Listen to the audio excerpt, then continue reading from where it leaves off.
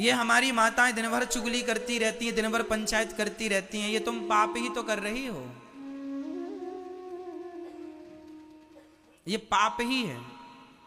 तुम्हें क्या लगता है, हमने किसी की बुराई कर ली, हमने किसी की पंचायत कर ली, उसके बारे में ऐसा कह दिया, उसके बारे में ऐसा कह दिया, कर लिया, मन का कर लिया, 2-2 घंटे चुगली की, निंदा की, क्या मिला तुम्हें?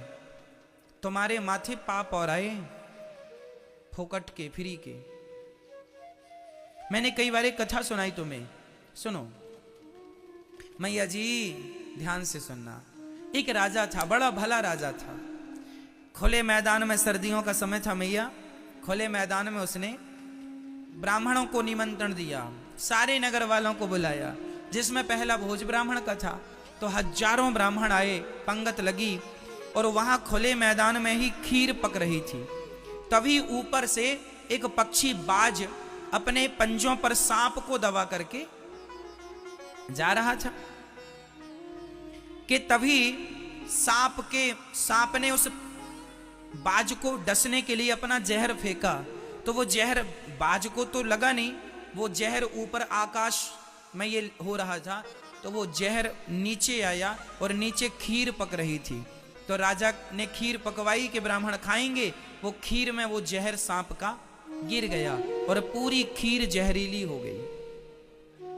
संयोगवश सारे ब्राह्मणों को खीर परोसी गई और लगभग 2000 ब्राह्मण खाए और 2000 ब्राह्मण तुरंत स्पॉट पे मारे गए, मर गए,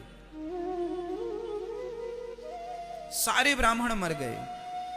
अब यमराज जी आए, यमराज जी ने हिसाब किताब किया, भाई साहब ये 2000 लोग मरे हैं, इनकी मृत्यु का पाप किसके माथे डालें?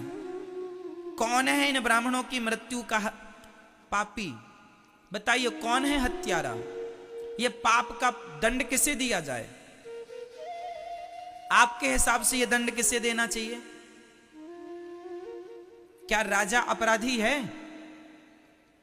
बोलो।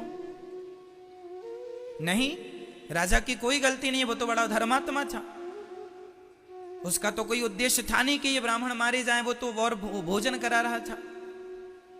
तो क्या गलती उस बाज पक्षी की है? बोलो। नहीं, बाज तो एक पक्षी है और वो तो मांस ही खाता है, वो तो सांप ही खाता है, तो वो तो अपना भोजन लेके जा रहा था और वो तो उड़कर ही जाएगा क्योंकि उड़ने वाला है। तो क्या अपराधी सांप है? ना जी, सांप भी अपराधी नहीं है, क्योंकि वो तो अपनी रक्षा में जहर है, तो जो है वही तो उगलेगा।